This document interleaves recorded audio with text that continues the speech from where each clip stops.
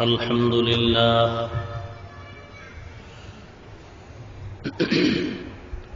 الحمد لله الذي جعل الشمس والقمر بحسبان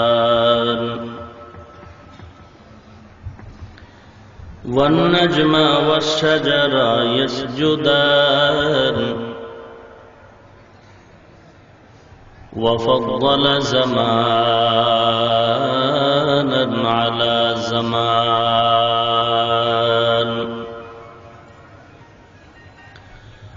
كما فضل مكانا على مكان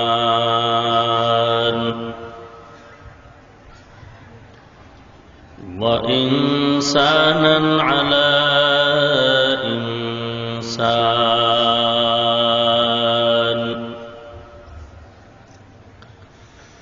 ونشهد أن لا إله إلا الله وحده لا شريك له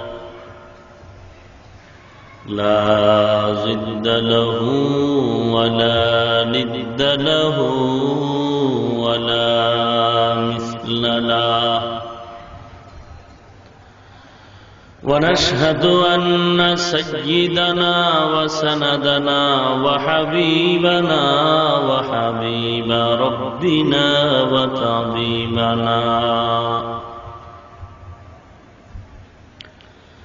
وطبيب قلوبنا ومولانا محمدا عبده ورسوله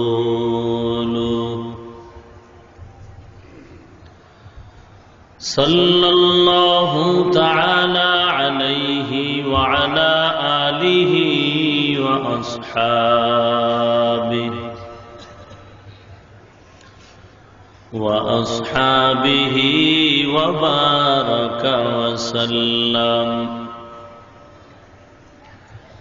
وبارك وسلم تسليما كثيرا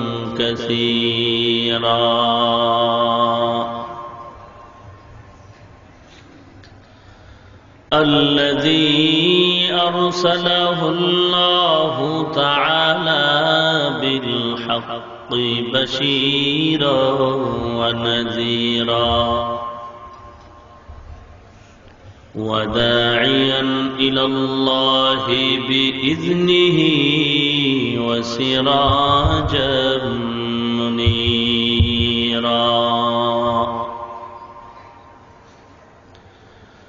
أما بعد فأعوذ بالله من الشيطان الرجيم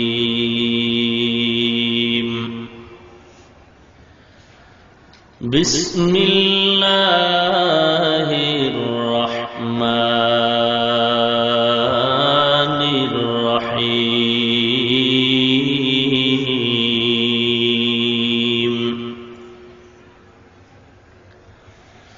فمن كان يرجو لقاء ربه فليعمل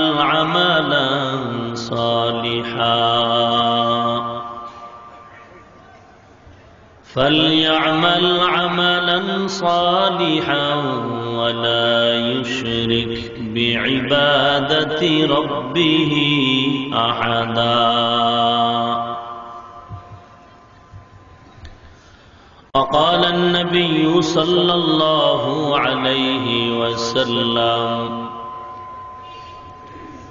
أخلص دينك يكفيك العمل القليل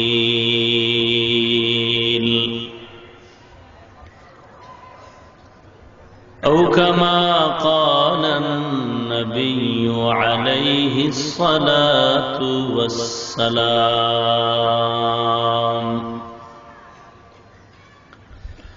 صدق الله مولانا العظيم وصدق رسوله النبي الكريم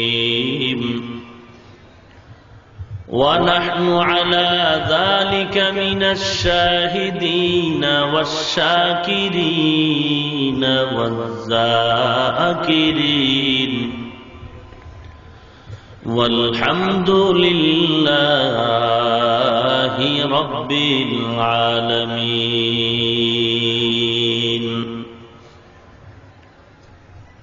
اللهم صل على روح محمد في الأرواح وعلى جسد محمد في الأجساد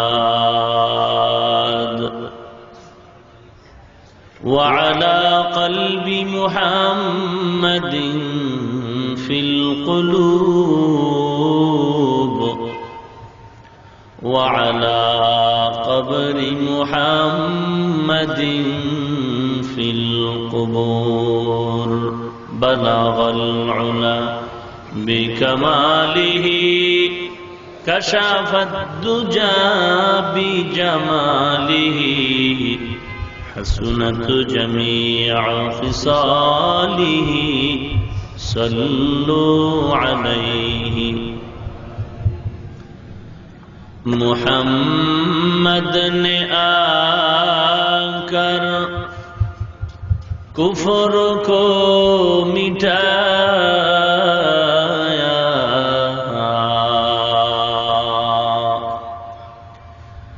कुफ्र को मिटाकर सदाकत बताया.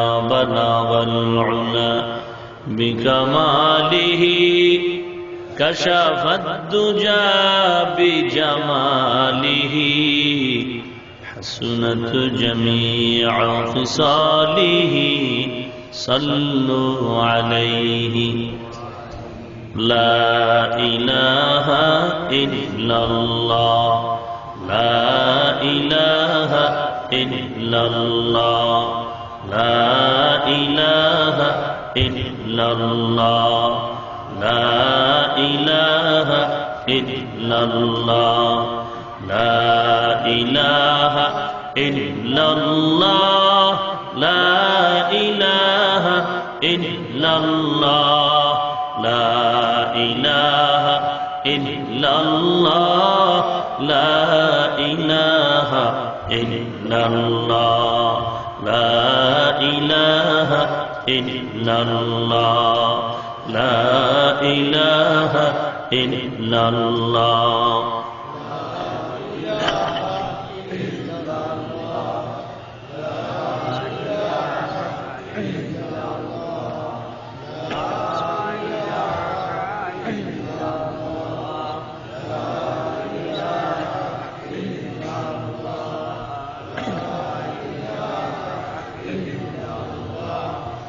لا إله إلا الله محمد رسول الله. ألا يا ساكن القصر المعلى ستدفن عن قريب في التراب. له ملك ينادي كل يوم لدول الموت وابن للخراب. قليل عمرنا في دار دنيا ومرجعنا إلى بيت التراب. لا إله إلا الله لا إله إلا الله لا إله إلا الله لا إله إلا الله لا إله إلا الله لا إله إلا الله لا إله إلا الله لا إله إلا الله لا إله إلا الله.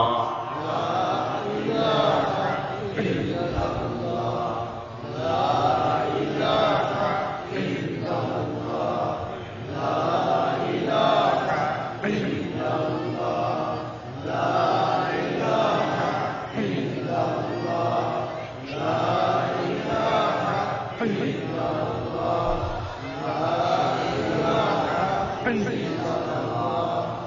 لا إله إلا الله لا إله إلا الله لا إله إلا الله لا إله إلا الله لا إله إلا الله لا إله إلا الله لا إله إلا الله لا إله إلا الله لا إله إلا الله لا إله إلا الله محمد رسول الله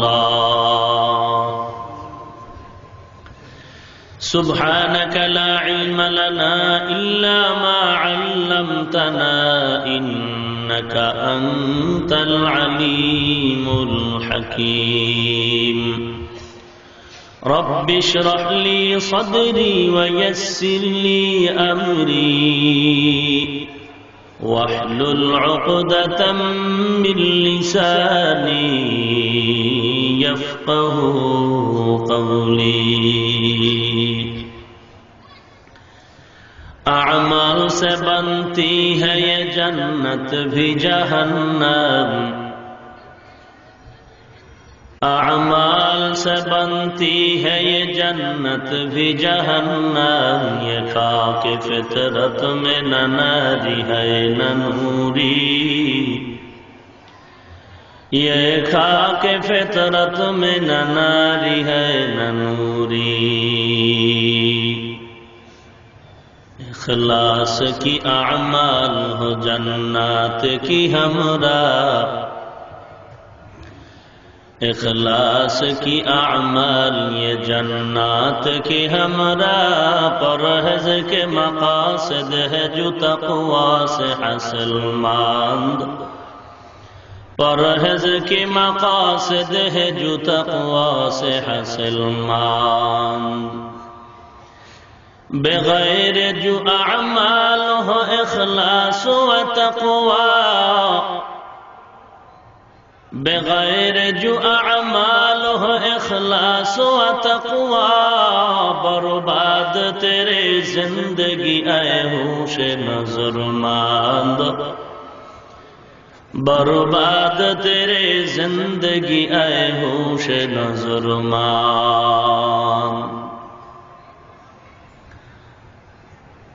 আদর্শনগর বাইতুল আমান কেন্দ্রীয় জামে মসজিদ কর্তৃক আয়োজিত বার্ষিক ওয়াজ ও দোয়ার মাহফিল উপস্থিত মুহতারাম সম্মানিত সভাপতি প্রধান অতিথি বিশেষ অতিথিবৃন্দ মুআজ্জাজ ও মুকাররম জাতির মাথার মুকুট ওরাসাতুল আম্বিয়া হযরত উলামায়ে কেরাম দূর দূরান্ত থেকে আগত আল্লাহ পাকের আশিকিন জাকিরিন শাকিরিন মুহিব্বিন মুরব্বিয়ান ইযম কলিজার টুকরা আমার সমবয়সী যুবক বন্ধুগণ স্নেহের ছোট ভাই পর্দার আড়ালে অবস্থানরত শ্রদ্ধেয়া সম্মানিতা মা ও বোনেরা সৃষ্টির মহান স্রষ্টা দয়াময় আল্লাহ রাব্বুল আলামিনের দরবারে লাখ কোটি শুকর ও সুজুদ যে আল্লাহ রাব্বুল আলামিন এই ফিতনার জামানায় কোরআন ও সুন্নাহর ভিত্তিতে সহিহ তরিকায় কিছু কথা বলার জন্য শুনবার জন্য আমাদেরকে কবুল ও মঞ্জুর করেছেন নেয়ামতের শুকর আদায়ার্থে মুসলমান হিসেবে ঈমানের আওয়াজকে উঁচু করে এক আওয়াজে উচ্চ কণ্ঠে সকলেই কালিমাতুশ শুকর উচ্চারণ করি আলহামদুলিল্লাহ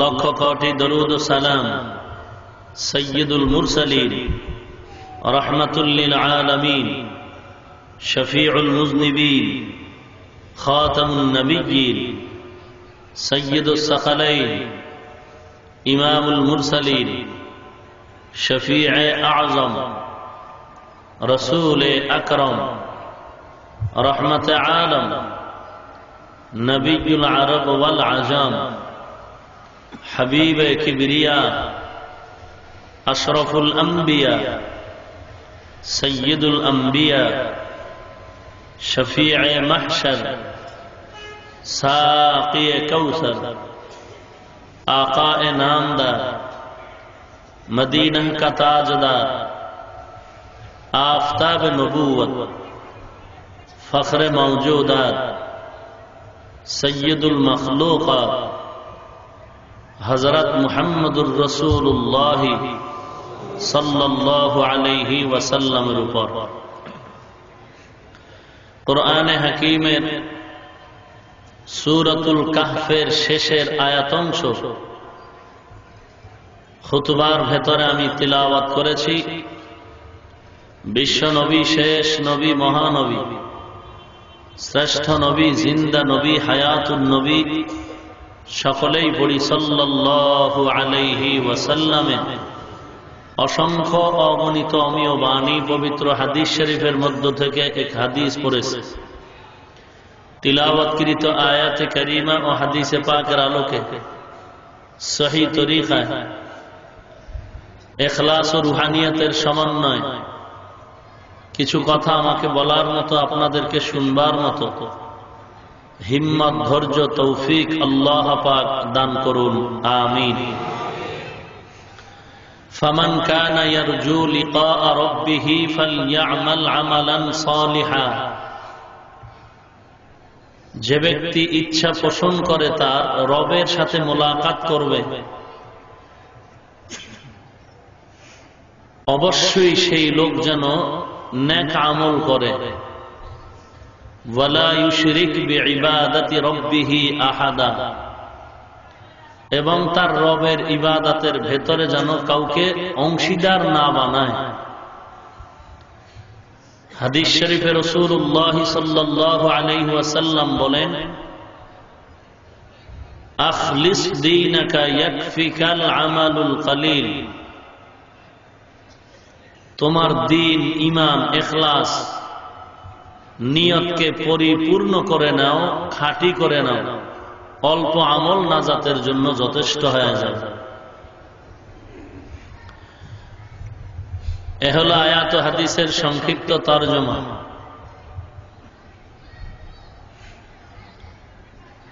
আল্লাহ তাআলা তৌফিক দান করলে, আপনারা অন্তর ভরে ধৈর্যের সাথে দোয়া করলে আয়াত ও হাদিসের উপরে কিছু অনুবাদ মুফাসসিরিনে কেরাম, মুহাদ্দিসিনে কেরামগণের লিখিত কিছু কথা মুখস্থ করে আপনাদেরকে পুনরাবৃত্তি করে শোনাব। নিজের থেকে বানায় বলার মতো যোগ্যতা বিন্দু থেকে বিন্দু আমার ভেতরে নাই, এবং ফাঁকে ফাঁকে আনুষঙ্গিক বা প্রাসঙ্গিকভাবে কিছু কিসসা কাহিনী আপনাদেরকে শোনাব।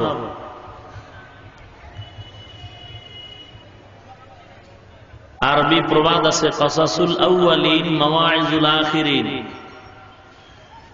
অতীতের ইতিহাস পরবর্তী প্রজন্মদের জন্য হলো উপদেশ বাণী। কোরআন শরীফ কিচ্ছা কাহিনীর গাইড, ইতিহাসের কিতাব। বহু ইতিহাস আল্লাহ কোরআনে বলেছেন যা পৃথিবীর কোন ইতিহাসের কিতাবে নাই, কোরআনে যা আছে।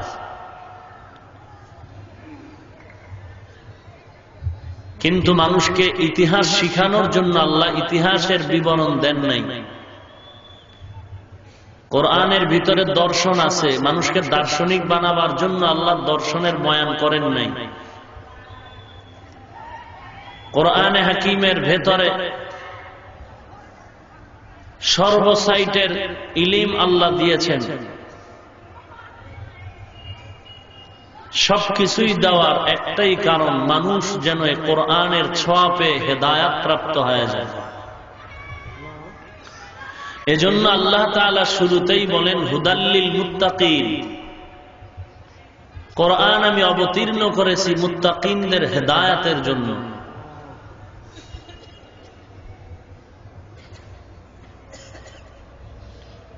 তো আমার তেলাওয়াতকৃত আয়াতের ভেতরে দুটো বিষয়ের আলোচনা।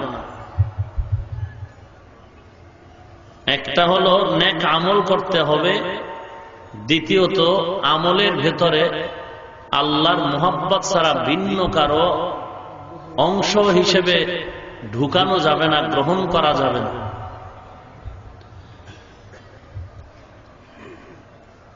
আর এই নেক আমল কেন? একমাত্র আল্লাহ তাআলার মুলাকাতের জন্য। যে যাকে চিনে না সে তাকে কখনো মানে না, যে যাকে চিনে সে তাকে মানার মতো মানে।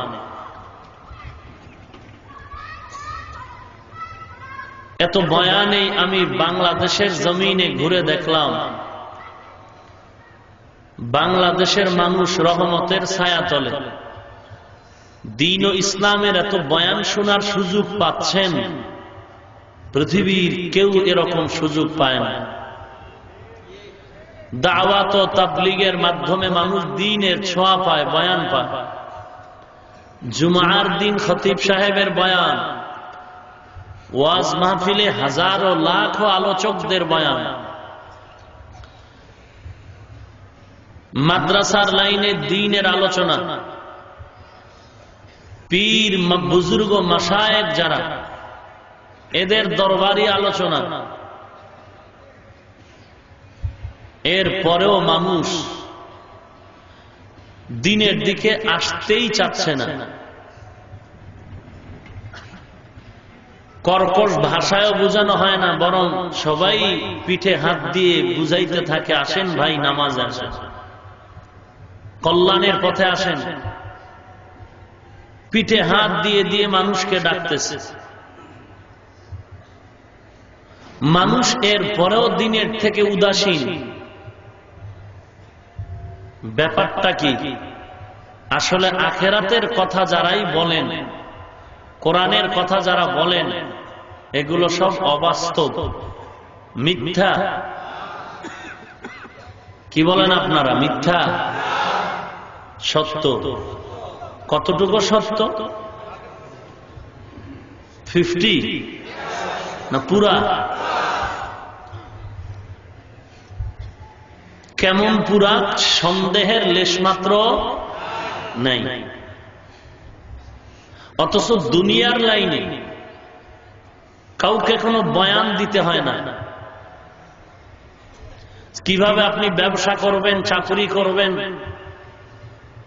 কোন এই বিষয়ে আলাদা কোনো মাইক লাগায় বয়ান আছে? নাই। এরপরে দুনিয়ার কাজের স্থায়িত্ব কতদিন? এক যুগ। আপনি যে হায়াতটাকে ব্যয় করে কাজ করতেছেন দুনিয়ার লাইনে, ছেলে লেখাপড়া করে বিদেশ যাবে, বিদেশ গিয়ে কোটি টাকার মালিক হবে, গ্যারান্টি আছে? যদি ভুল বলি আমাকে বলবেন, আমি শোধরায় নেব। একটা মানুষ রিক্সা চালায়, ভ্যান চালায়, গাড়ি চালায়,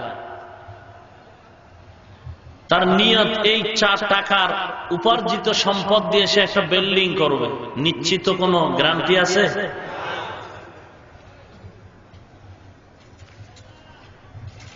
ছেলেটা লেখাপড়া করে আইবি পাস করবে, একটা ভালো চাকরি নিবে, কোনো গ্যারান্টি নাই।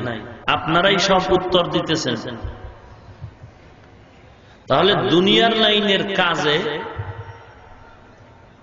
ফলাফলের বেলায় নিশ্চিত কোনো গ্যারান্টি নাই, সন্দেহ আছে, হতেও পারে নাও হতে পারে।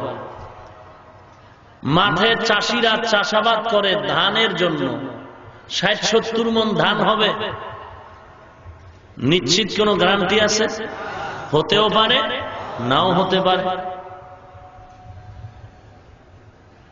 দুনিয়ার লাইনের প্রত্যেকটা কাজের ফলাফল সন্দেহযুক্ত। আখিরাতের লাইনের প্রত্যেকটা কাজের ফলাফল সন্দেহ। 5 ওয়াক্ত নামাজ পড়লে 50 ওয়াক্ত নামাজের সওয়াব আল্লাহ দিয়ে দিবেন।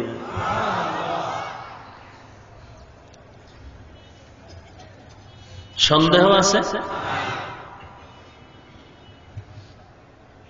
আখিরাতের কাজের ফলাফলে সন্দেহ নাই, দুনিয়ার প্রত্যেকটা কাজের ফলাফলে সন্দেহ। আখিরাতের কাজ করতে কোনো কষ্ট নাই, দুনিয়ার কাজ করতে চূড়ান্ত কষ্ট। বিদেশের থেকে লেখাপড়া করে ডিগ্রি আনার জন্য চলে গেল, এমন অবস্থা আমরা খবর জানি যে ওই লেখাপড়ার ডিগ্রি অর্জন করতে গিয়ে এদিকে দেশে এসে বাবার লাশও দেখার সুযোগ হয় নাই। অথচ এত কষ্ট কেন? অনিশ্চিত একটা টার্গেট পূরণের জন্য। নিশ্চিত না অনিশ্চিত? যারা চাষিরা কাজ করে চেহারা দিয়ে তাকায় দেখেন কি অবস্থা, কষ্টের কারণে চেহারা কালো, লঙ্গির অবস্থা তো তুলনাই হয় না কি অবস্থা মাঠে ময়দানে কাজের পরে। যারা রিক্সা চালায় ঘাম পড়তেছে, মাজার অবস্থা খারাপ, এত কষ্ট করে কত মানুষের সাথে ঝগড়া, কিলেকিলি, মারপিট, ঘরের বিবি সাপ তো টের পায় নাই যে আমার স্বামী মার খেয়েছে। এত কষ্ট কেন? হাসি ফুটাবে সন্তানের মুখে, কিছু রুজি রোজগার করব। তাহলে যে সারাটা রাত একদল দিনে চালায়, একদল রাতে চালায়, কষ্ট কম না বেশি? অনেক কষ্ট, তুলনাই হয় না। যারা এই যে রাস্তাঘাটে কাজ করে মাঝে মাঝে দেখি কি যে কষ্ট, প্রত্যেকটা কাজে কষ্ট, ফলাফল অনিশ্চিত। ফলাফল আখিরাতের কাজে কষ্ট নাই বললেই চলে। 5 ওয়াক্ত নামাজ আমরা ওযু বানায় পড়ি। যাদের অভ্যাস হয়ে গেছে, বিশেষ করে শহর এলাকায় এখন মসজিদগুলো টাইলস মোজাইক করা, এসি লাগানো, শীতের দিন মসজিদে ঢুকলে আরাম লাগে, বের হতে মনে চায় না। গরমের দিন মসজিদে ঠান্ডা বাতাস, বাহিরের থেকে পরিবেশ ভালো লাগে, ঢুকলে বের হতে মনে চায় না। এরপরে 5 বার ওযু করলে শরীরটাও একটু তাজা তাজা মনে হয়। তাহলে 5 বেলার ওযু নামাজে তেমন কষ্ট নাই, সময় বেশি ব্যয় হয় না। হয়তো 1 ওয়াক্ত নামাজে 10 মিনিট চলে যায়, 5 ওয়াক্ত নামাজে 50 মিনিট বা 1 ঘন্টা, যাক 2 ঘন্টা ধরে নিলাম। তাহলে আখিরাতের কাজে কষ্ট নাই, দুনিয়ার কাজে কষ্ট সীমা নাই। আখিরাতের কাজের ফলাফল নিশ্চিত, সন্দেহ নাই। দুনিয়ার কাজের ফলাফল সম্পূর্ণ সুনিশ্চিত না, অনিশ্চিত। আখিরাতের কাজের ব্যাপারে পাও ধরে ধরে বয়ান করা হয়, দুনিয়ার কাজের জন্য কাউকে কোনো বয়ান দেয়া হচ্ছে না। এত কষ্ট, ফলাফল অনিশ্চিত, কোনো বয়ান নাই, এরপরও পাগল, দুনিয়ার জন্য পাগল। আখিরাতের কাজের সুনিশ্চিত ফল, এত বয়ান, কষ্ট নাই, এরপরেও আমরা এদিকে আগাই না। ব্যাপার কি? ব্যাপারটা কি? ব্যাপার হলো যার গোলামি করব তার প্রতি মহব্বত নাই, পরিচয় নাই। কর্মচারী মালিকের আন্ডারে কাজ করে, জানে তার দিল ভালো, বেশি করলে বেশি পাবো, বেশি করে, মূল বেতনও পায়, বোনাসও পায়। আল্লাহ যে বান্দাকে অনেক কিছু দিয়েছেন, দিচ্ছেন, দিবেন, এ বিষয়ে গভীর কোনো আমাদের ফিকির নাই, চিন্তা করি না। এজন্য আল্লাহ তাআলা বলেন, আমি জিন আর মানুষকে বানাইছি আমার ইবাদত করার জন্য। ওয়ামা খালাকতুল জিন্না ওয়াল ইনসা ইল্লা লিয়াবুদুন, আই লিয়ারিফুন, আমার পরিচয় লাভের জন্য। যারা আল্লাহকে চিনেছেন, গলায় ছুরি আসছে, তারপরও আল্লাহকে ভুলে যান নাই। ফাঁসির মঞ্চে দাঁড়ায়ও বলছেন আমি আল্লাহর গোলাম। বুকের উপরে জুলুমের স্টিম রোলার চেপে আসছে, রক্ত ঝরিয়ে দিয়েছে, তারপরও বলেছেন আমি আল্লাহর গোলামি করব, পৃথিবীর অন্য কারো গোলামি করব না। আল্লাহকে চিনেছেন তো আল্লাহর জন্য সবকিছু বিলীন করে দিয়েছেন। আমরা আল্লাহর পরিচয় পাই নাই। এজন্য বলেছি, যে যাকে চিনে না সে তাকে মানে না, যে যাকে চিনে সে তাকে মানার মতো মানে।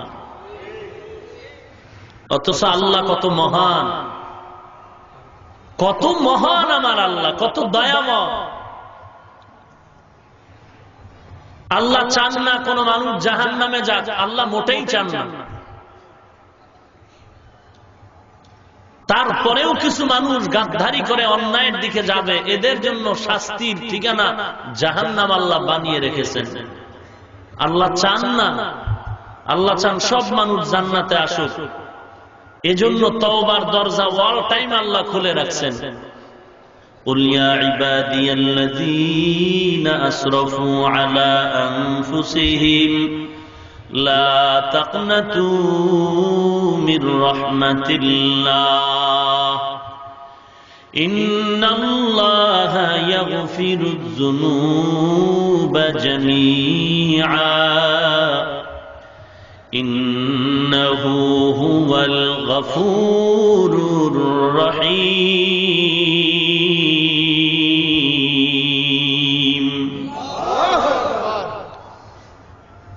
আল্লাহ বলেন, বান্দা পাহাড় পরিমাণ গুনাহ করেছো, ক্ষমা চাও, চাইতে দেরি, ক্ষমা করতে দেরি নেই।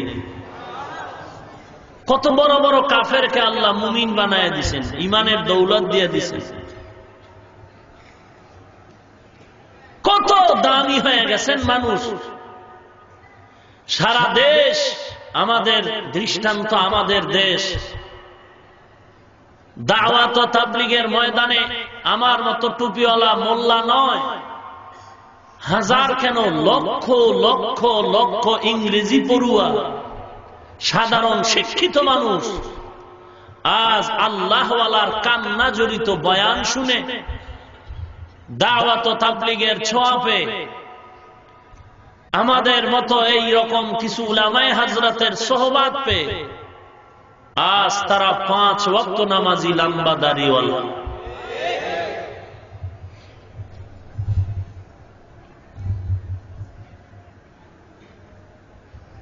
কিন্তু আজ আমাদের অবস্থা বড় করুণ। আল্লাহ তাআলা বলেন,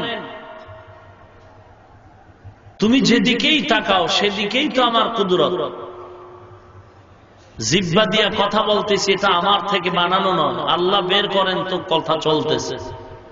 যেদিন আল্লাহ মেশিনটাকে বন্ধ করে দিবেন, আওয়াজ বন্ধ হয়ে যায়, কোনো টাইম নাই। আমরা হিসাব করি না, হিসাব করি না।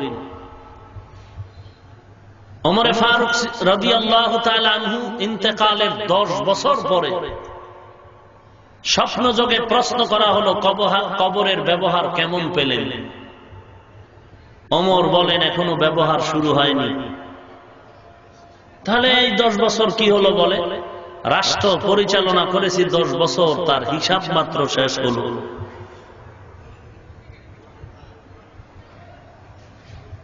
অথচ ওমর কত দামি এক আল্লাহর নবীর হাতে গড়া সাহাবী, দুনিয়াতেই জান্নাতের টিকেট আল্লাহ দিয়ে দিয়েছেন।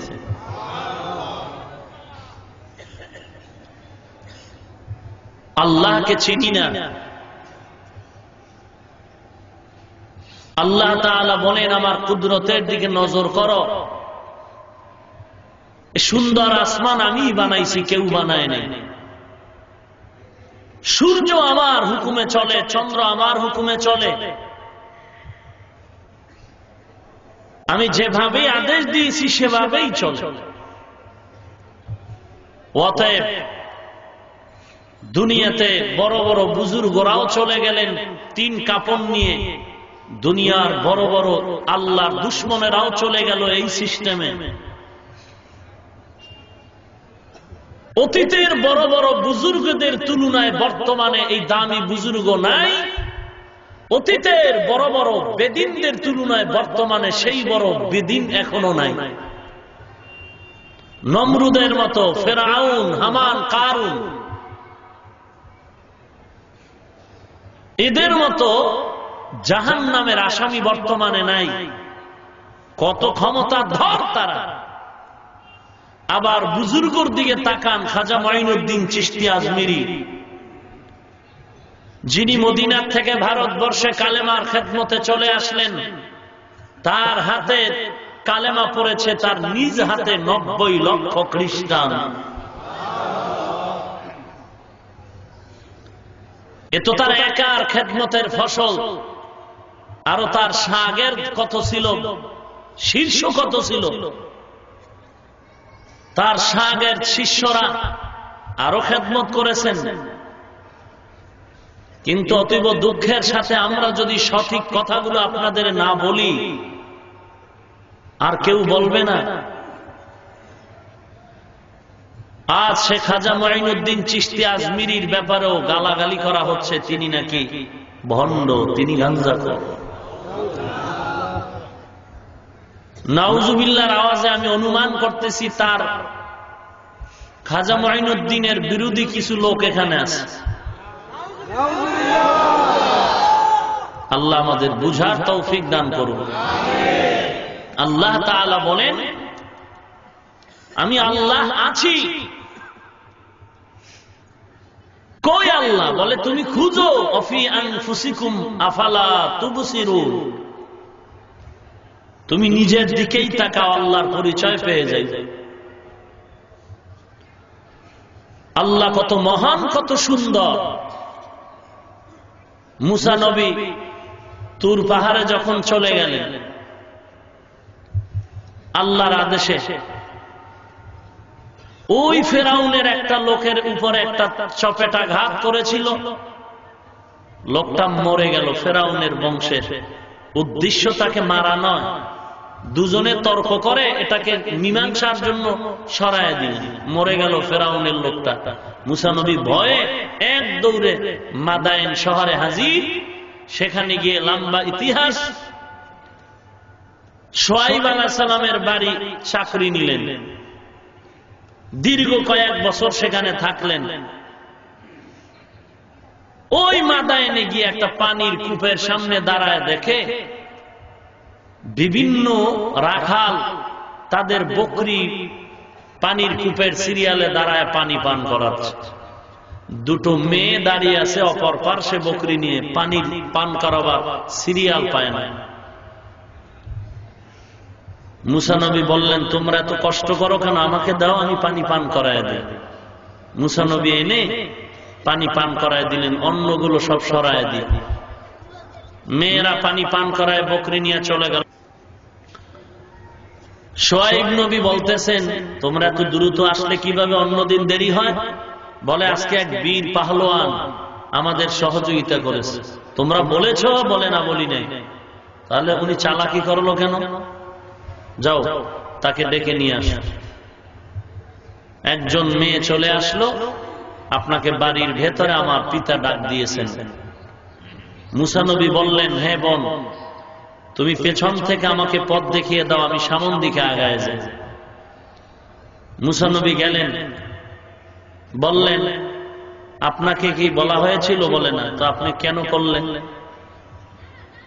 দ্বিতীয়ত, অন্যদের সিরিয়াল নষ্ট করে আপনি কেন ক্ষমতার প্রয়োগ করলেন, অপব্যবহার করলেন? শক্তির অপব্যয় করলেন কেন, অপব্যবহার করলেন কেন? ভুল হয়েছে, মুসা নবী বললেন। শুআয়ব নবী বলে, ভুল হলে এর মাসুল এখনই দেয়া যাচ্ছে না, আমার বাড়িতে আপনার চাকরি করতে হবে, থাকতে হবে। কত বছর? 10 বছর। তাহলে ক্ষমা? বলে, তারপরে ক্ষমা হবে কিনা চিন্তা করে দেখবো, আগে 10 বছর কাটাইতে থাকেন। মুসাও নবী, শুআয়ব আলাইহিস সালাম সেও নবী, নবীদের মুআমালা। ওখানে থাকলেন। শুআয়ব নবীর বড় মেয়ে সফুরাকে মুসা নবী বিবাহ করলেন। আরো কিছুদিন থাকলেন, লম্বা ইতিহাস কোরআনে আছে। শেষ পর্যন্ত বিবি গর্ভধারিণী হলেন। গর্ভ অবস্থায় মুসা নবী এবার মিশরের দেশে রওনা। বহুদূর চলতে গিয়ে শীতের রাত, ঠান্ডা রাত, প্রসব বেদনা শুরু হয়ে গেল। আগুনের প্রয়োজন, গরম তাপের প্রয়োজন। দেখলেন সামনে পাহাড়ে আগুন দেখা যায়। তুরে সিনা, ওখানে পবিত্র এক উপত্যকা। এই উপত্যকায় সেখানে আগুন দেখা যায়। মুসা নবী গেলেন। মুসা নবী যত আগায় আগুন তত পেছনে। যেতে যেতে পবিত্র ওই উপত্যকায় যখন পাও রাখলেন, পায়ে জুতা, হঠাৎ করে একটি অদৃশ্যের আওয়াজ আসলো, ফাখলা'না আলাইক ইন্নাকা বিল ওয়াদিল মুকাদ্দাসি তুয়া, পবিত্র ভূমি, জুতা খুলে ফেলুন। মুসা নবী বলেন, কেউ ডাক দিলে হয়তো ডান দিক থেকে, না হয় পেছন দিক থেকে, না হয় বাম দিক থেকে, না হয় সামন দিক থেকে আওয়াজটা আসবে, কিন্তু আমি যে আওয়াজটা পেলাম চতুর্মুখী একটি আওয়াজ। আমি বললাম, আপনি কে? আল্লাহ তাআলা জবাব দিলেন, আনা রব্বুক, আমি তোমার রব। রবের সাথে অনেক কথা হলো, কথা শুনতে গিয়ে এত মায়া জন্মাইল। মুসা নবী বললেন, আপনার কথা এত সুন্দর, না জানি আপনি কত সুন্দর, আপনাকে দেখবো। রব্বি আরিনি, একটু দেখা দেন। আল্লাহ তাআলা বললেন, লান তারানি, দেখা যাবে না, সে পাওয়ার তোমার নাই, সে পাওয়ার। এখানে বহু মুরব্বীরা আছেন এমন পাওয়ারই চশমা পরেন, নাতি যদি বলে দাদা আমার চোখে দাও, দাদা বুদ্ধিমান হলে বলবে, খবরদার নাতি, এই চশমা তোমার চোখে দেওয়া যাবে না, কারণ আমার চোখের পাওয়ার বেশি, আয়নার পাওয়ার, গ্লাসের পাওয়ার বেশি, তোমার চোখে দিলে চোখ নষ্ট হয়ে যায়। আল্লাহ তাআলা বললেন, না, দেখা যাবে না। মুসা নবী তো একটু গরম এবং খুব আবেগপ্রবণ হয়ে জোর খাটায় বললেন, দেখবই। আল্লাহ বললেন, আসো অমুক দিন সকালবেলা আমি সামান্য একটু নূরের তাজাল্লি পাহাড়ে ছেড়ে দেব, উপত্যকায় ছেড়ে দিব, যদি সহ্য করে নিতে পারো তো আমাকে দেখতে পারো। মুসা নবী চলে গেলেন। আল্লাহ তাআলা একটু নূরের তাজাল্লি যখন ঝলক দিলেন, পাহাড় ওই জায়গা পুরে ছাই, মুসা নবী বেহুশ হয়ে গেলেন, আর দেখার সুযোগ হলো না। ফালাম্মা তাজাল্লা রাব্বুহু লিল জাবাল, কিন্তু অবস্থা এমন হলো যে মুসা নবীর চোখের পাওয়ার জ্যোতি এত বেশি বেড়ে গেল, কেউ যদি তাকায় সে অন্ধ হয়ে যাবে। সামনে একটি পর্দা লাগাইলেন মুসা নবী, চোখ আবৃত করে সামনে আগাচ্ছেন। বিবি সাহেবার কাছে হাজির, বলে, খবরদার আমার চোখের দিকে তাকানো যাবে না, তাকাইলেই বিপদ। বিবি সাহেবা বললেন, এটা তো হতে পারে না, পৃথিবীর কেউ তাকাবে না, কিন্তু আমার তো স্পেশাল একটা পাওয়ার, পার্সোনাল পাওয়ার, আমি তো আপনাকে দেখতেই হবে। আপনি আল্লাহর কাছে দোয়া করেন, আমি দেখার মতো যেন আল্লাহ আমার চোখের পাওয়ারটা করে দেন। পয়গম্বর মুসা নবী দোয়া করলেন, আল্লাহ তাআলা মুসা নবীর ওই পাওয়ারের সাথে স্ত্রীর পাওয়ারকে এক করে দিয়ে শুধু বিবি তার চেহারা, তার চোখ দর্শনের সুযোগ আল্লাহ মুসা নবীর দোয়ায় করে দিলেন। আল্লাহর কথা এত সুন্দর, না জানি আল্লাহ কত সুন্দর। আল্লাহ বলেন, এই আমি আল্লাহকে পাওয়ার জন্য যারা আমার পরিচয় পেয়েছে তারা এতই পাগল হয়েছিল, আজ আমি আল্লাহ সব মুমিনকে চাই, তওবার দরজায় ফিরে আসো। তওবা করা মাত্র জীবনের সব অপরাধগুলো মাফ করে দিব, এবং আমি আল্লাহ তাআলা দুনিয়াতে তোমার সাথে সরাসরি সাক্ষাৎ দিব না, হাসরের ময়দানে আরশের নিচে বসে আমি আল্লাহ ৭০,০০০ নূরের পর্দা ওপেন করে আমি আমার বান্দার সাথে মোলাকাত দিব। আমরা ইমানদার মুসলমান দিল থেকে চাই তো আল্লাহর সাথে মোলাকাত হয়ে যায়, চাইলেই হবে না, একটু সিস্টেম আছে তো। এমপি মহোদয়ের সাথে দেখা করতে চাই বললেই কি হয়? না, হবে না। এমপির সাথে যার সম্পর্ক ভালো তার সাথে আগে লাইন ক্লিয়ার করব, লাইন ক্লিয়ার না হলে হবে না। বলে, কেন এত লাইন টেনের দরকার কি? উনি না 13 বার আমার কাছে আসলো ভোটের সময়, তখন তো আমাকে উল্টো সালাম দিয়েছে, আমি কেন এখন দেখতে গেলে এই গেট পাড়ি দিতে হবে, পাস লাগবে, এই সেই লাগবে? বলে সেই সময়ের পজিশন আর এখনের পজিশন এক না। আল্লাহ তাআলা বলেন, এক সময় তোমরা আমার সামনেই ছিলে, আলমে আরওয়াহ, তোমরা আমার কাছেই ছিলে, আমি তোমাদের সাথে কথোপকথন করেছি, আলাস্তু বিরাব্বিকুম, কিন্তু মাঝখানে একটা বড় গ্যাপ হয়ে গেছে। দুনিয়ার জমিনে পাঠিয়েছি, এখন আমার সাথে যদি মোলাকাত করতে চাও তাহলে দুটো কাজ করা লাগবে। কয়টা কাজ? এক নাম্বার কাজ হলো নেক আমল করতে হবে। দুই নাম্বার, আমলের ভিতরে কাউকে আল্লাহ ব্যতীত অন্য কাউকে অংশীদার বানানো যাবে না। ইন্নাল্লাহা লা ইয়াগফিরু আন ইউশরাকা বিহি ওয়া ইয়াগফিরু মা দুনা যালিকা লিমান ইয়াশা ওয়া মান ইউশরিক বিল্লাহ ফাকাদ হাররামা আলাইহিল জান্নাহ ওয়া মান ইউশরিক বিল্লাহ ফাকাদ দাল্লা দালালাম বাঈদা ওয়া মান ইউশরিক বিল্লাহ ফাকাদ ইফতারা ইসমান আযীমা। অংশীদার সহ্য করা যায় না। ঘরের স্ত্রী বারবার বলে, হে স্বামী আমার, তোমার জন্য আমার জান, আমার প্রাণ, আমার সব সঁপে দিলাম। তুমি দুনিয়ার মানুষকে সব দিতে পারবা, তবে আসল ব্যবহারটা আমার জন্য রিজার্ভ রাখতে হবে। এখানে অন্য কেউ যদি ভাগ বসায়, হয়তো আমার জীবন চলে যাবে, না হয় তোমার জীবন চলে যাবে, তারপরেও আমার অংশের ভেতরে অন্য কাউকে ভাগ বসাতে দিব না। আল্লাহ বলেন, হে গোলাম, তুমি এই দিলের ভিতরে ছেলের মহব্বত, মেয়ের মহব্বত, স্ত্রীর মহব্বত, দুনিয়ার মানুষের মহব্বত নিয়ে চলতে থাকো, কিন্তু খবরদার, আমি আল্লাহ তোমার পুরা বডির ভেতরে এমন একটা জায়গা বানায় রাখছি, ওই জায়গাটা আমি আল্লাহর জন্য রিজার্ভ করে রেখেছি। ওই জায়গাটা পৃথিবীর কেউ যদি চায় দেওয়া যাবে না। এই সুন্দর কপাল আমি আল্লাহর জন্যই রিজার্ভ করেছি।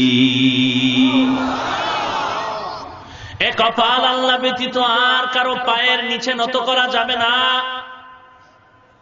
এ নবীর উম্মত, আল্লাহ বলেন, আমার সাথে যদি মুলাকাত করতে চাও, আমি আল্লাহ তোমাকে দুটো শর্ত বেঁধে দিলাম। এক নম্বরে নেক আমল করবা, দুই নম্বরে শিরিক করা যাবে না, আল্লাহর সাথে কাউকে অংশীদার বানানো যাবে না। প্রথম আলোচনায় আসি, নেক আমল কি জিনিস? আমল মানি কাজ, আমল মানি কাজ। এই কাজ আবার বিভিন্ন ভাগ আছে, কিছু ভালো কাজও আছে, কিছু খারাপ কাজ আছে। সব এক কথায় কাজের আরবি হলো আমল। আমল মানি কাজ। কাজের আরবি কোরআনে আর একটা শব্দ আছে, ফেয়েলুন মানিও কাজ। আমালুন মানিও কাজ, ফেয়েলুন মানিও কাজ। ব্যবধান? ফেয়েল ওই কাজকে বলে যেই কাজ দুনিয়ার সাথে সম্পৃক্ত, দুনিয়ার লাইনে। আর আমল এমন কাজকে বলা হয় যার সম্পর্ক আখিরাতের লাইনে, সওয়াবের সাথে। দুই নাম্বার ব্যবধান হলো, ফেয়েল এমন কাজ, কাজ করা মাত্র তার ক্রিয়া বাতিল হয়ে যায়। আর আমল এমন একটা কাজ যেটা করার পরে ক্রিয়া চলতে থাকে, বার হয় না। যেমন আপনি 10টা টাকা মাদ্রাসা মসজিদে দান করলেন, ইয়েতিমের সহযোগিতায় 10টা টাকা দান করলেন, আপনি দান করা মাত্রই তার কাজটা শেষ হয়ে গেল না, আপনি দান করলেন আধা মিনিটে, এর সওয়াব কিয়ামত পর্যন্ত জারি থাকবে। এই আমল প্রথমত দুই প্রকার, নেক আমল, বদ আমল। নেক আমল, বদ আমল। নেক আমলকে বলে বিভিন্ন নামে শরিয়াত সম্বোধন করেছে। নেক আমল ফরজ, ওয়াজিব, সুন্নত, মুআক্কাদা, মুস্তাহাব, এগুলো সব নেক আমল। বদ আমল আবার দুই প্রকার। সমষ্টিগত বদ আমলকে হারাম বলে, মাকরুহে তানজি তাহরিমি বলে। এই বদ আমল গুলা আবার দুই প্রকার। আল্লাহ বলেন কিছু বদ আমল খারাপ আমল আছে যেগুলোকে ফাহশা বলে, আর কিছু খারাপ আমল মুনকার। ইন্নাস সালাতা তানহা আনিল ফাহশাই ওয়াল মুনকার ওয়া লাযিকরুল্লাহি আকবার। আল্লাহ তাআলা বলেন নিশ্চিতভাবে নামাজ তোমাকে পাপের কাজ, গ্রহিত কাজ থেকে তোমাকে ফিরায় রাখবে, ফাহশা আর মুনকার। ফাহশা ওই খারাপ আমলকে বলে, খারাপ কাজকে বলে যেই খারাপ কাজগুলো বুঝার জন্য বিবেক নামের আদালত যথেষ্ট, কোন দলিলের অপেক্ষা রাখে না। আর মুনকার এমন খারাপ আমল, এমন খারাপ কাজ যেগুলো বুঝতে হলে দলিল লাগবে, বিবেক দিয়া বুঝা যায় না। ইন্নাস সালাতা তানহা আনিল ফাহশাই ওয়াল মুনকার। বদ আমল এক প্রকার খারাপ আমল হলো ফাহশা, এটাও খারাপ। মুনকার মানে খারাপ, ব্যবধান হলো ফাহশা এমন খারাপ যেটা বিবেক বুঝে দলিলের প্রয়োজন হয় না, আর মুনকার এমন খারাপ কাজ যেটা বিবেক বুঝে না, দলিলের প্রয়োজন হয়। যেমন ফাহশা মিথ্যা কথা বলা, এটাও খারাপ, এটা বিবেক দ্বারাই বোঝা যায় মিথ্যা। ছেলে বললেও মা সহ্য করে না। সন্তানকে যদি মা বাবায় মিথ্যা বলে, সন্তানও ঘৃণা করে, মিথ্যা সহ্য করে না। এক মুমিন আর এক মুমিনকে মিথ্যা বললে সহ্য করে না। এমনকি মুসলমান যদি বেদিনের সাথেও মিথ্যা কথা বলে, মিথ্যা কেউ বরদাস্ত করে না। আল্লাহ তাআলার পয়গম্বর বলেন ইয়্যাকুম ওয়াজ-যান্না ফা ইন্নাজ-যান্না আকযাবুল হাদিস। কাউকে খারাপ মন্তব্য করে, খারাপ কমেন্ট করা, এটাও মিথ্যা। সব গুনার মূল মিথ্যা ধারণা। আমরা তো এখানে বসে বসে অনেকের মন্তব্য করি অমুক ভালো, অমুকে খারাপ।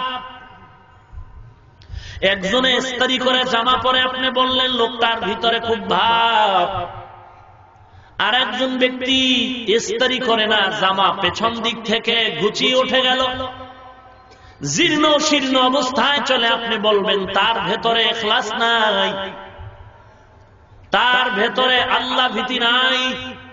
আপনাকে বলার কোন অধিকার দেওয়া হয় নাই, কারণ ইখলাস এটা অন্তরের ব্যাপার।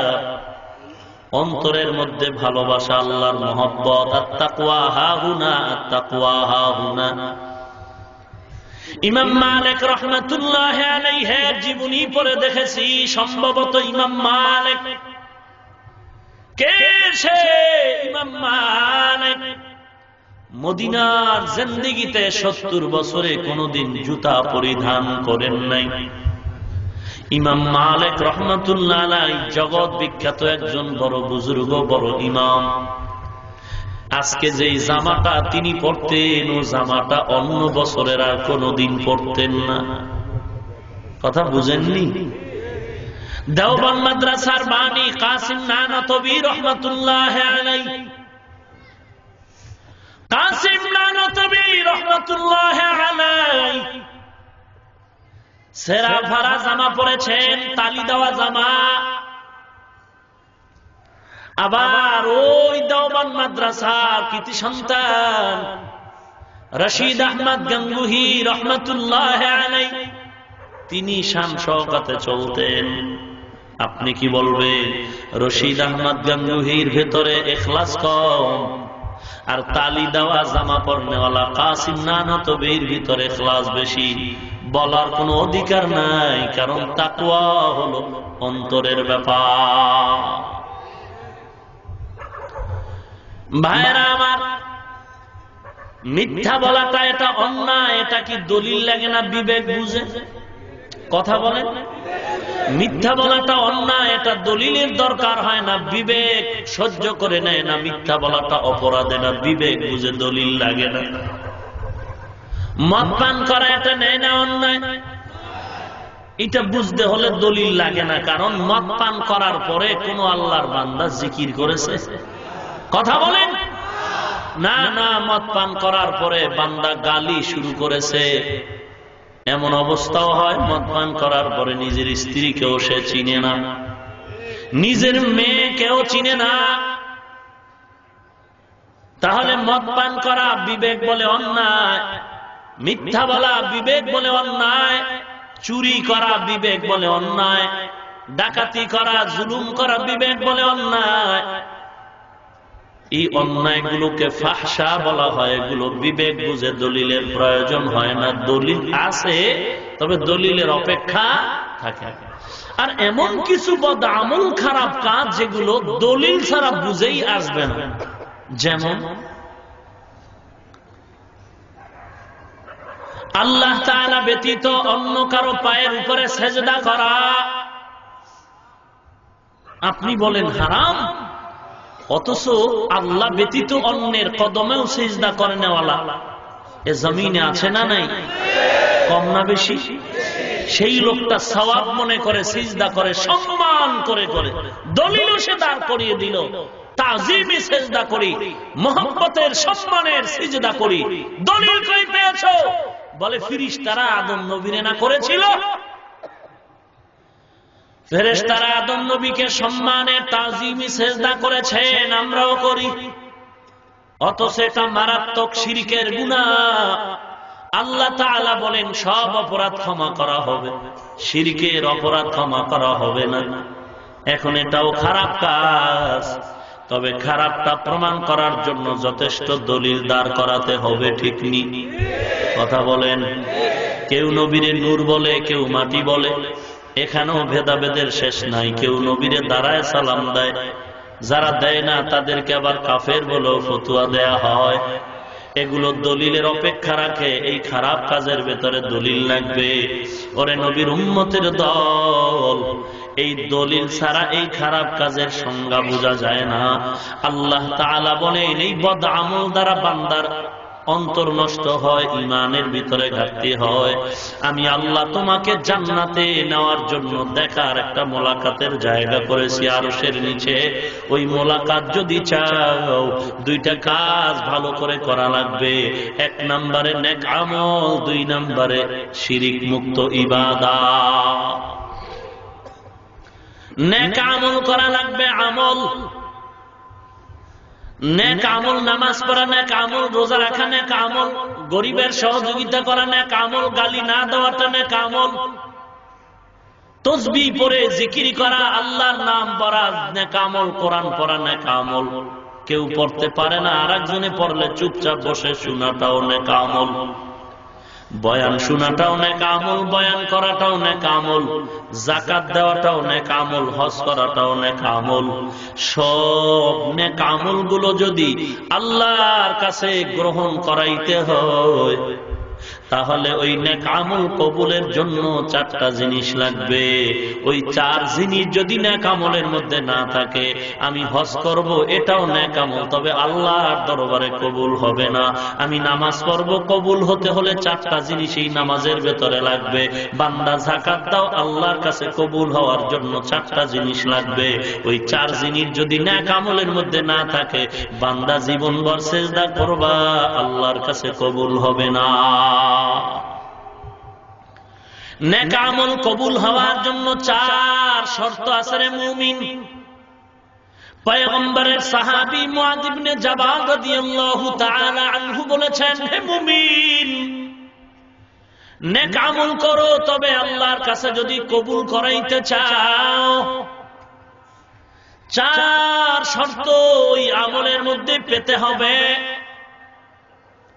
চারটা আমল নিয়া বান্দা শর্ত নিয়া গুণ নিয়া আমল করবা, আমলটা করতে দেরি হবে। অল্প যদি হয় ওই চার গুণওয়ালা আমল, অল্প যদি হয় আল্লাহর কাছে বড় দামি হয়ে যাবে।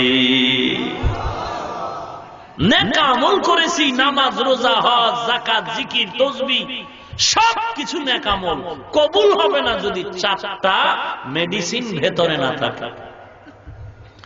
এক নাম্বার মেডিসিন হলো ইলম। আমি নামাজ পড়ব, এর ইলম জানতে হবে, জ্ঞান রাখতে হবে, কোন তরিকায় নামাজ পড়া লাগবে। ফট করে নামাজ পড়লেই হয়ে যাবে। আত্তাহিয়াতু পড়ার পরে দুরূদ শরীফ পড়া দরকার। কেউ যদি তাকবীর দিয়েই দুরূদ শরীফ পড়া শুরু করে, হবে? হবে না। এজন্য নেক আমল আল্লাহর কাছে পছন্দ হওয়ার জন্য 1 নাম্বার শর্ত তোমার ইলম লাগবে। ইলম। আমি প্রত্যেকটা 4টা জিনিসের বিস্তারিত আলোচনায় ঢুকবো না। 1 নম্বরে ইলম, জ্ঞান লাগবে। যাকাত দিতে হবে, এটা ফরজ, কিন্তু কি তরিকায় দিলে আল্লাহ কবুল করবেন তাও জানতে হবে। ইলম লাগবে আপনার। যাকাতের দোকান থেকে কম দামের শাড়ি কাপড় এনে আপনি 100 জন গরিবের দাঁড় করায় বলবেন আমি তোমার একটা কাপড় দিলাম, একটা লুঙ্গি দিলাম। দোকানওয়ালারাও কম দামের কাপড়গুলো দোকানে টানায় টানায় রাখছে আর বলে এগুলো যাকাতের কাপড়। মানুষ সাইনবোর্ড কেন টানাইছো? বলে আমরা টানায় বুঝাইতে চাই যারা কিনবি তোরাও দুর্বল, আমরাও দুর্বল। আমরাও অল্প টাকা খরচ করে 2 নাম্বার কাপড় বানায় রাখছি, তোমরাও অল্প টাকায় কিনে নাও। এই কাপড়টা আমার মায়ের কাছে যদি দেয়া হয়, চাই সে গরিব মা মোহাব্বত করে কাপড়টা নিল, 1 বার 2 বারের বেশি কাপড় মা পরতে পারে না। লুঙ্গিটাও আমার বাবাজি পরতে পারে না। ওরে নবীর উম্মত, গত বছর না তার আগের বছর মোমেনশাহী এলাকায় এইভাবে লাইনে দাঁড় করায় যাকাত দিতে গিয়া পিশাব পায়ের সাথে পিষে পিষে মারপিট হয়ে গেল, মানুষ মারা গেল।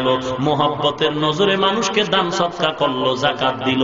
এক সময় দেখা গেল ওই যাকাতের প্যান্ডেল থেকে ছেলে আর বাবার হাতে হ্যান্ডকাপ লেগে গেল। কি খবর জানেন না? বুঝলেন? এই ভাঙ্গা রাস্তা দিয়ে এত দূর আসছেই খবর। কথা কন না কেন ভাইরা আমার? অথচ আমি সেদিনও গুলশান জুমায় বলেছিলাম, গুলশানের ধনী মানুষ, বেয়াদবি মাফ করবেন, এ জমিনে সরকার থেকে শুরু করে নিম্ন শ্রেণীর চাকরিজীবী শ্রেণী পেশার সবাই চায় দেশের গরিব যেন গরিব না থাকে। সেই ক্ষেত্রে একটা স্লোগান দেওয়া হয়, দারিদ্র বিমোচন। দেওয়া হয় না? কথা কন মিয়া। দারিদ্র বিমোচন, দারিদ্র বিমোচন। এ জমিনে যেন দরিদ্র না থাকে। আল্লাহর কসম, আল্লাহর কসম, দারিদ্র বিমোচন আল্লাহও চান, সাহাবায়ে কেরাম চান, ইসলামও চায়, সরকারও চায়। তবে আমি আল্লাহর কসম করে বলবো, 1 বার 2 বার না, 1000 বার আল্লাহর কসম করে বলবো, কসমের কথা যদি বিশ্বাস না করেন ঈমানটা দুর্বল। এ জমিন থেকে দারিদ্র বিমোচন ততদিন পর্যন্ত হবে না, হবে না, হবে না। কারণ দারিদ্র বিমোচনের পথে যত বাধা আছে তার মধ্যে প্রধান বাধা হলো সুদ, ঘুষ, সুদের কারবার, ঘুষের কারবার। আল্লাহর কসম, যতদিন বন্ধ না হবে দারিদ্র বিমোচনে জমিনে হবে না, হবে না, হবে না। সুদ ঘুষের দ্বারা ধনী আরো ধনী হয়, গরিব আরো ফকিন্নি হয়। দারিদ্র বিমোচনের পথে যত বাধা আছে, আল্লাহর কসম 1 বার, আল্লাহর কসম 2 বার, আল্লাহর কসম 3 বার, প্রধান বাধা হলো সুদ আর ঘুষ। রিকশাওয়ালা রাস্তায় রিকশা চালায়, তাও সুদের উপরে নেওয়া। কথা বল না, কি কামাই করব? সুদের ওই কিস্তি আদায় করব, নাকি নিজের পেটের ধান্দায় ছেলে মেয়ের খানা জোগাড় করব? আর দারিদ্র বিমোচনের একমাত্র সঠিক পথ, যত পথ আছে এর মধ্যে প্রধান পথ দারিদ্র বিমোচন সেদিন হবে যেদিন সুদের ঘরে আগুন লেগে যাবে। আর দ্বিতীয় রাস্তায়, এটাও কম না, অনেক বড় দায়িত্ব, যেদিন সঠিকভাবে ধনী লোকেরা সঠিক জায়গায় যাকাতের টাকাগুলো আদায় করে দিবে। দারিদ্র বিমোচনের বাধা হলো সুদ, ঘুষ, আর দারিদ্র বিমোচনের সঠিক রাস্তা হলো যাকাতের টাকা আদায় করা। সিস্টেম কি? ধরে নেন আপনাদের এই ফতুল্লা থানা 10 জন ধনী আছে, এক একজন 10 লাখ বা 5 লাখ করে টাকা দিবেন।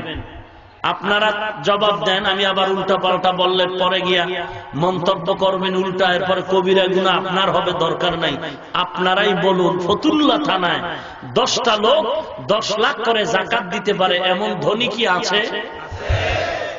থাকলে এবার আগাই। ফতুল্লা থানার 10 জন মানুষ যদি 10 লাখ করে টাকা যাকাত দিতে গিয়ে সিস্টেম এমন করে, এক একজনে যদি বলে আমি কুতুবপুর ইউনিয়ন বা 10টা ইউনিয়ন বা 20টা ইউনিয়ন, আমি 2টা ইউনিয়ন নিয়ে নিলাম, আমার 2 ইউনিয়নে যত গরিব আছে আমি এবছরের জন্য আমি 10 লাখ টাকা আমি 20 জন অসহায়কে দিব, মহিলা এবং পুরুষ। একটা মহিলা যে বিকলাঙ্গ, চলতে পারে না, তার ছেলে নাই, মেয়ে নাই, স্বামী নাই, কেউ নাই, চলার মতো রাস্তা নাই, আমি তাকে 50,000 টাকার ক্যাশ দিয়ে বলবো, মা অথবা বোন, তুমি তোমার ঘরে সেলাই মেশিন কিনে, অথবা আমি কিনে দিলাম, তুমি তোমার ঘরে বসে সেলাই মেশিনে কাজ করে তুমি তোমার উপার্জনের রাস্তা খুঁজে নাও। একটা যুবক, তার পায়ে সমস্যা, রিক্সা চালাতে পারে না, তার হাতে সমস্যা, কাজ করতে পারে না, ওই যুবককে যদি এতটুকু বলি তুমি একটা চায়ের দোকান দাও, চৌরাস্তার মাঝে চায়ের দোকান দাও, তোমাকে আমি 1 লক্ষ টাকা ক্যাশ দিলাম, এই যুবক প্রতি বছর আপনার কাছে আর হাত বিছাবে না। আপনার একবারের 1 লাখ টাকা দেওয়া এই যুবক এমন একদিন আল্লাহ যদি কবুল করে, এই যুবক সেও একদিন হতে পারে সম্পদের পাহাড় করে, সেও মানুষকে যাকাত দেওয়ার উপযুক্ত হতে পারে। তাহলে এই বছর 20 জন কুতুবপুর ইউনিয়ন, আগামী বছর আবার 5 লাখ 10 লাখ আসবে না, আবার আরো 20 জন। দারিদ্র বিমোচনের যত পথ আছে এর ভেতরে প্রধান পথ হলো সঠিক রাস্তার উপরে যাকাতের টাকা আদায় করে দেয়া, সঠিক নিয়ম অনুযায়ী,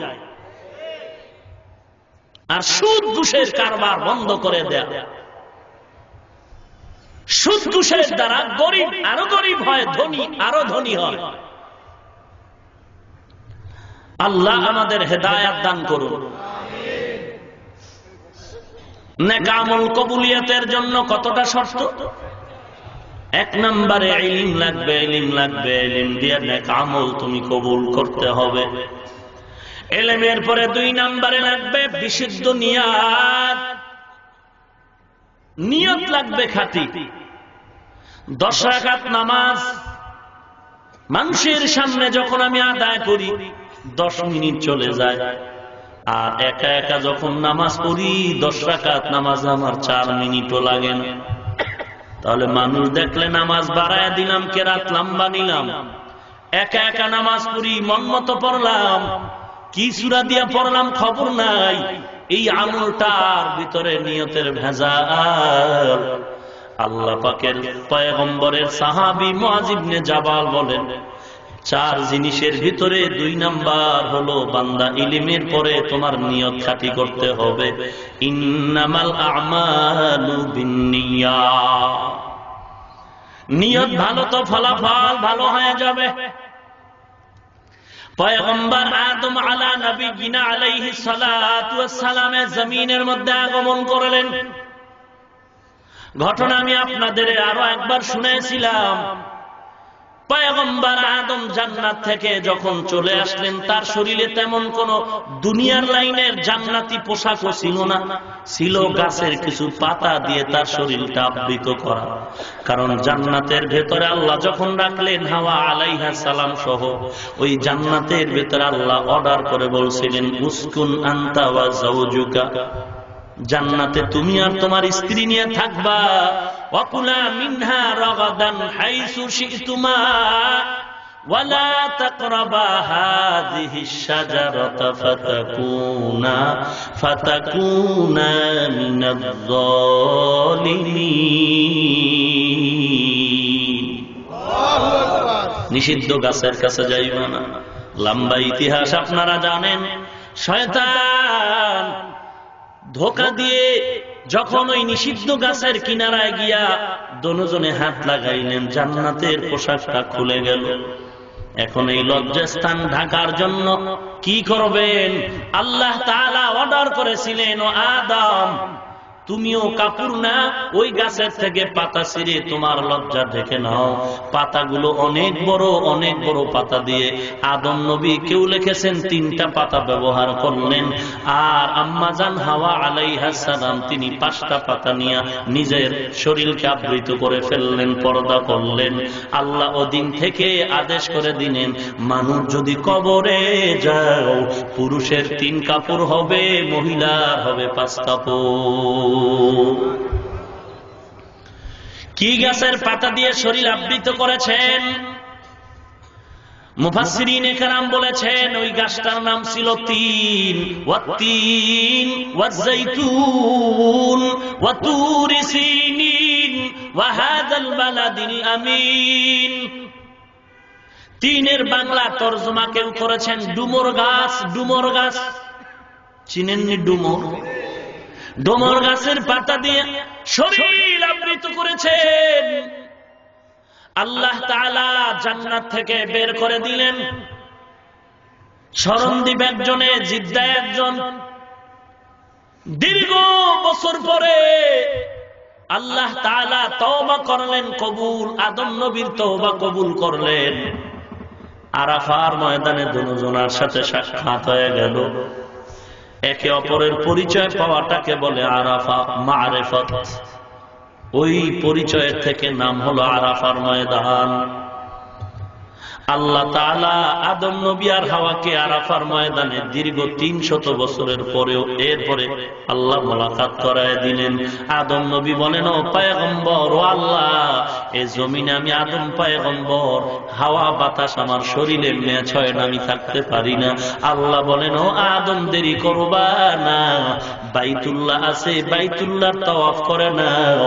এই তাওয়াফের বদৌলতে, নেক আমলের বদৌলতে আমি আল্লাহ জমিনটারে তোমার অনুকূলে করে দিব। পয়গম্বর আদম বাইতুল্লাহ তাওয়াফ করার জন্য দৌড়ায়, বাইতুল্লাহরে খুঁজে পায় না। কই আল্লাহর ঘর, বাইতুল্লাহ কোথায়? বাইতুল্লাহর খবর নাই। আল্লাহ তাআলা একটা পাখি দিয়া বলেন, ওই পাখিটার ছায়া যেখানে পাও ওখানেই বাইতুল্লাহ সে বালুর নিচে পড়ে গেছে। তুমি বালু খনন করে বাইতুল্লাহরে আবার নতুন করে নির্মাণ করে নাও। এর মূল ভিত্তিটা নষ্ট হয় না, এর ভিত্তিটা এখনো বালুর নিচে আছে।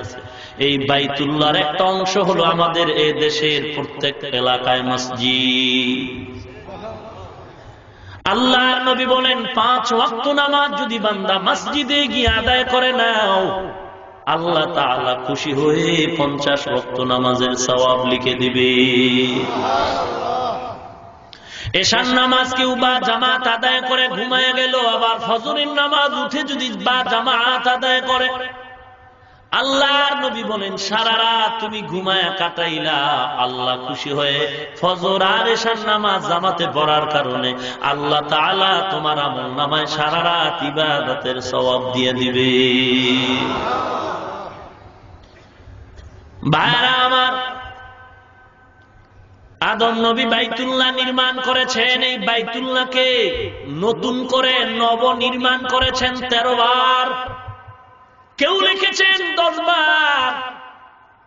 শেষবার বাইতুল্লাহ নির্মাণ করেছেন হাজ্জাজ বিন ইউসুফ, বাগদাদের গভর্নর। বাগদাদের গভর্নর থাকা অবস্থায় হাজ্জাজ বিন ইউসুফ বাইতুল্লাহরে পুনর্নির্মাণ করেছেন। এর আগে আরো 9 বার অথবা 12 বার, যতবার কাবা নির্মাণ করেছিলেন এতদিন এই কাবাটা নির্মাণ করেছে বিধ্বস্ত হওয়ার কারণে। ইব্রাহিম নবী একবার নির্মাণ করলেন, নূহ নবীর প্লাবনে কাবা ধ্বংস হওয়ার কারণে।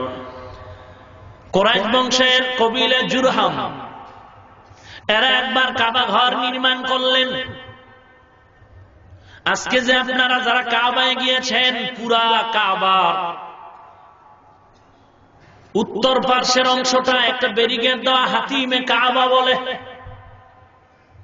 ওটাও কাবার অংশ। কিন্তু না, পয়গম্বর ইব্রাহিম যখন কাবা নির্মাণ করেছিলেন পুরাটা এরিয়ায় কাবা ছিল, আলাদা কোনো ব্যারিকেড ছিল না। ওই হাতিমে কাবা এখন নতুন ভাবে আবার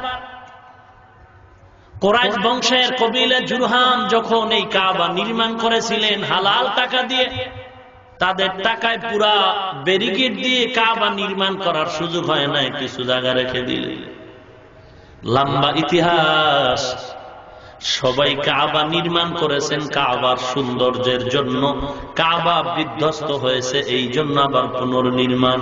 শুধু একজন ব্যক্তি গায়ের জোরে হিংসা নিয়ে কাবাটার নির্মাণ করেছেন, ওই লোকটা হলো বাগদাদের গভর্নর হাজ্জাজ বিন ইউসুফ।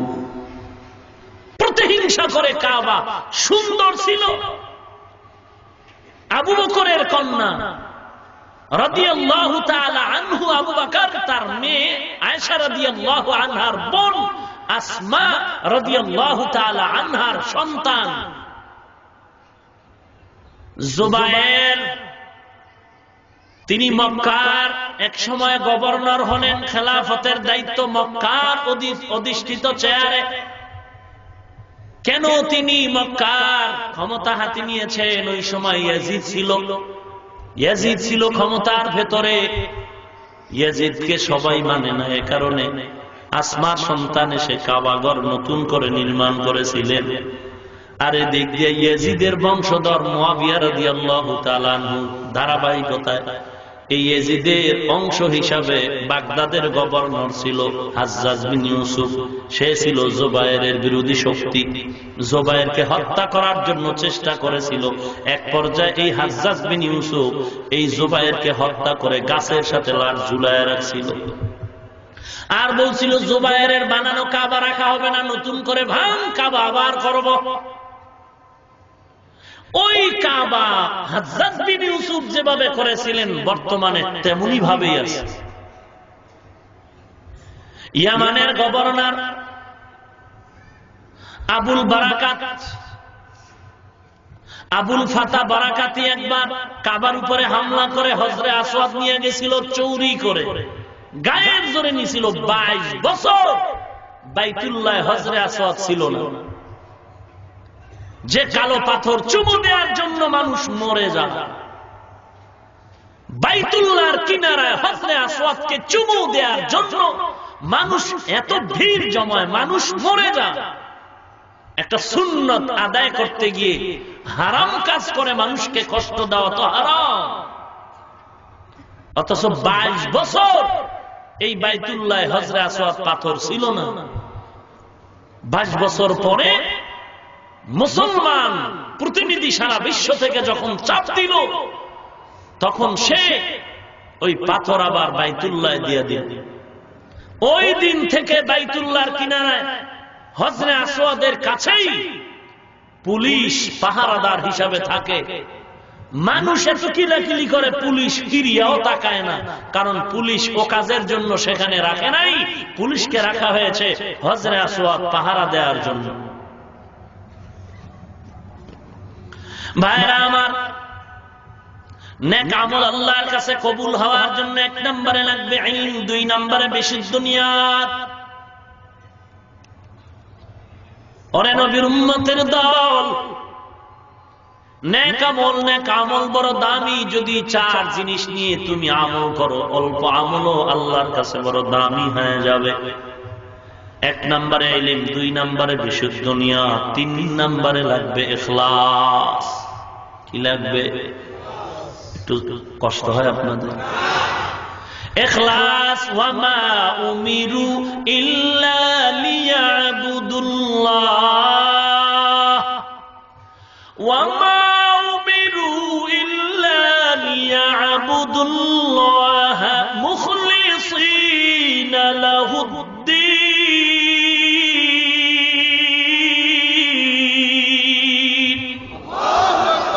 এই কালামে জিন্দা কুরআনে হাকিম, হিকমতে উলায়া জালাসতু কদিম, জামিউল ইলম ফিল কুরআনে হাকিম, তাকাসার আনহু আফহামুর রিজালি, বাখা কুরআন কালামুল্লাহ বসনো কাদিমাস্তি নইনো। নেক আমল তো করি আমরা, তবে সবার আমার আল্লাহর কাছে কবুল হবে না। ওই ব্যক্তির আমলটাই আল্লাহর কাছে কবুল হবে যেই বান্দার আমলের মধ্যে চারটা জিনিস থাকবে। এক নম্বরে আমল করার জন্য লাগবে ইলম, দুই নম্বরে লাগবে ভালো নিয়ত, ভালো নিয়ত ছাড়া আমল কবুল হবে না। তিন নম্বরে লাগবে ইখলাস, ইখলাস। আর ঢুকলাম না ভেতরে। চার নম্বর গুণ ধৈর্য। কি লাগবে? ধৈর্য না থাকলে হবে? ধৈর্য আসেনি আমগো। কি ইমাম সাহেব কেরাত লম্বা লইছে, পরের দিন গাড়ি গোল করে বাড়ি যান গা। কথা কন না কেন? বড় আফসুস, খতমে তারাবির ভেতরে সারা বাংলাদেশ কোরআন খতম করা হয়। মসজিদ কমিটি মহোদয় ঢাকার বিভিন্ন জায়গায় দেখি যেই হাফেজ সাহেব দ্রুতগামী গতিতে পড়তে পারবে, প্রশংসায় পঞ্চমুখ বলে তোমার মতো হাফেজ দরকার। বুঝি আর না বুঝি 10 দিনে সাইজ, বুঝি আর না বুঝি 10 দিনে সাইজ। অথচ আপনারা ঢাকা খবর নেন, বহু মার্কেটে খতম চলে 10 দিনে, কোরআন খতম চলে, খতমে তারাবি। যতই তাড়াতাড়ি পড়ুক না কেন, 10 দিনে খতম করলে কি একেবারে খুব শর্ট টাইমে হবে? তাহলে তারা কতটুকু ধৈর্যের পরিচয় দিয়ে নামাজ পড়েন, অথচ কি হচ্ছে আমার? কবুল হবে না তো আমল, কবুল হবে না আমল। হাদিস শরীফে আছে অনেক নামাজির নামাজকে পোটলা বেঁধে হাসরের দিন চেহারায় মেরে দেওয়া হবে। নে তোর নামাজ, তোর নামাজ নামাজের মতো হয়নি। নামাজের ভেতরে 4 জিনিস নাই, ধৈর্য নাই, ইলম নাই, ইখলাস নাই, ভালো নিয়ত নাই। ইমাম